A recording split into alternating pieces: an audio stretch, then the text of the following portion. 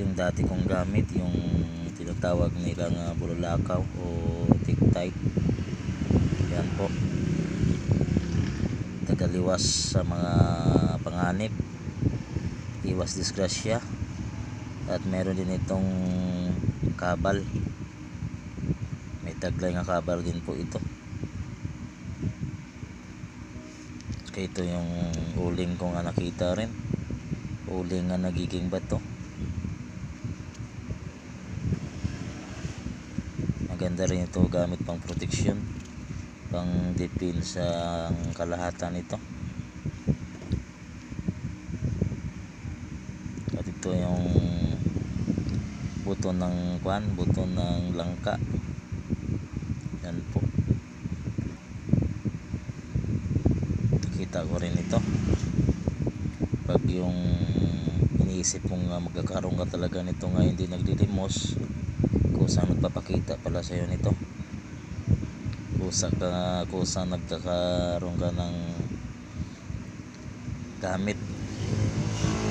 Ayan po, ang buto ng langka. Pinapangarap ko lang yan dati, ito ngayon mayroon na ako. Tagal ko na ito nakita na-vlog ko na nga pala ito. Ito yata yung tinatawag nilang batuara, pero para sa akin parang hindi batuara to. Ito yata yung tinatawag na kidlat, kasi sa ilalim ng lupa ito nakakuha. Mga tatlong tubo na bago ito nakuha sa ilalim ng lupa. Baka kidlat ito, kasi pagka sumasabog yung kidlat sa lupa ay matindi yung lakas niya, kaya sigurado yung baon malalim. Tama ito, kaya nasa ilalim, tatlong tubo to bago nakuha, nakita ito. Ito naman yung siper pang protection din. Sabi na nila, kung mayroon ka nito ay hindi makapagsalita yung taong masama yung sinasabi sa'yo. At ito naman yung dalugdog, gamot sa sakit ka tiyan, at gamit din pang depensa o pang paswerte. Ito yung parang libon nga litob. Yan, parang litob po to.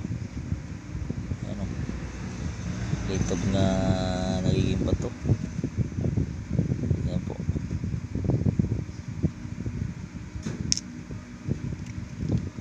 Ito yung isang maliit na pangilang kidlat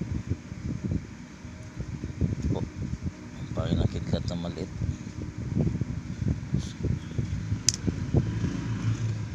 Yung pangamay, tinatawag ito nga pangpaswerte sa negosyo. Meron ganito ay tinatawag yung swerte o pinapaypay. Ayan, tinatawag ito pangamay, paswerte sa negosyo.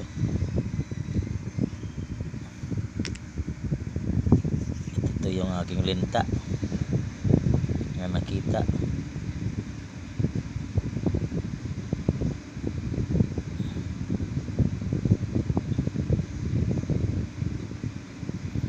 Pinsang pangkalahatan din ito, sa kabal, tagaliwas. Ito yung bao nga gawa ko na may bato mo.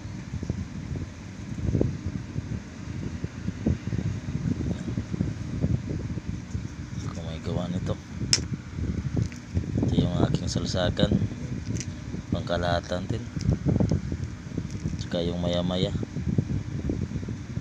pangsira ng mga baril. Ito po yung gumamila silis ko, pangkalahatan dito, pang proteksyon, kabal, at pang paswerte. pang-amigos sa tao. Yan po.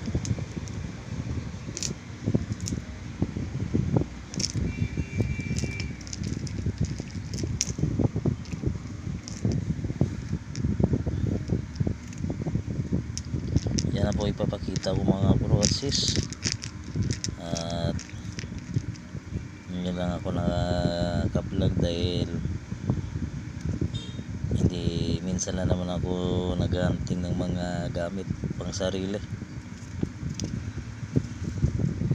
Yan, kusa ko lang nakikita to.